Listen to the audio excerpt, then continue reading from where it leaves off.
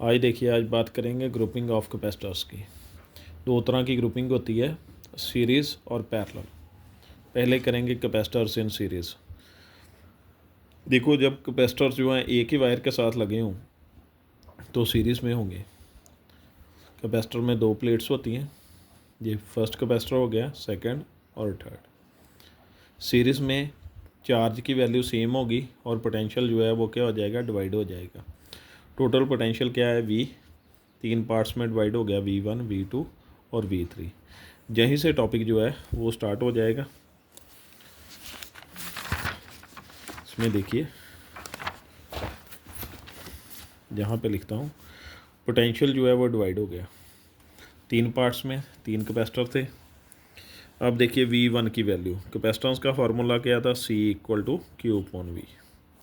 First capacitor के लिए क्या आ जाएगा, C1, चार्ज की वैल्यू सेम है, उसके साथ 1 नहीं आएगा, V1 की वैल्यू फाइंड कर लेंगे, Q/C1 आ जाएगी।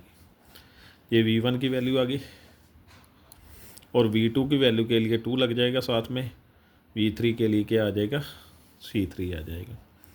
अब देखिए टोटल कैपेसिटेंस इन सीरीज़ CS सेलेक्ट कर लेंगे, यहीं से इसका फार्मूला बन जाएगा CS Q/V। V क्या, टोटल पोटेंशियल, चार्ज सभी के लिए सेम है, तो V की वैल्यू फाइंड करोगे, ये नीचे आ जाएगा, क्या बन जाएगा, V = Q/CS।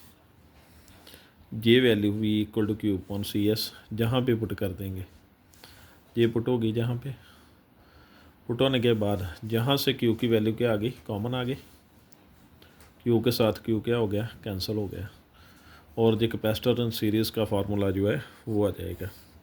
सीरीज़ में Q लगाए जाते हैं कैपेसिटर ताकि कैपेसिटेंस की वैल्यू कम हो जाए।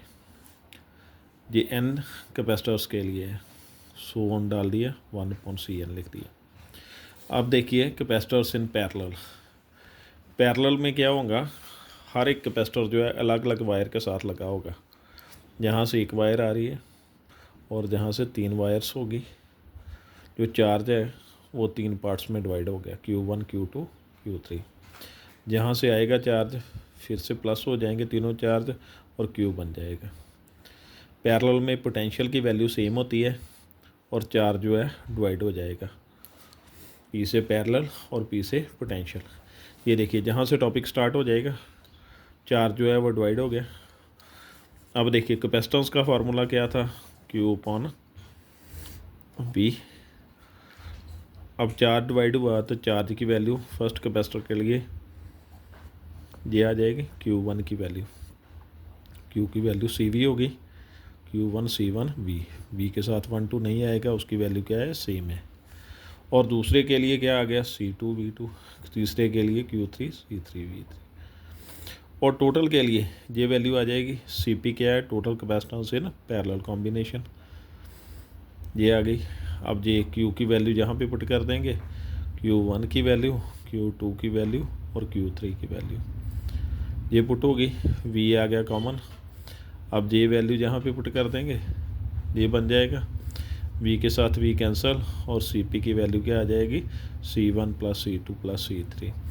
पैरेलल में कैपेसिटर क्यों लगाए जाते हैं, ताकि कैपेसिटेंस की वैल्यू क्या हो जाए, इंक्रीज़ हो जाए। ये था पैरेलल और सीरीज़ का टॉपिक। Thank you.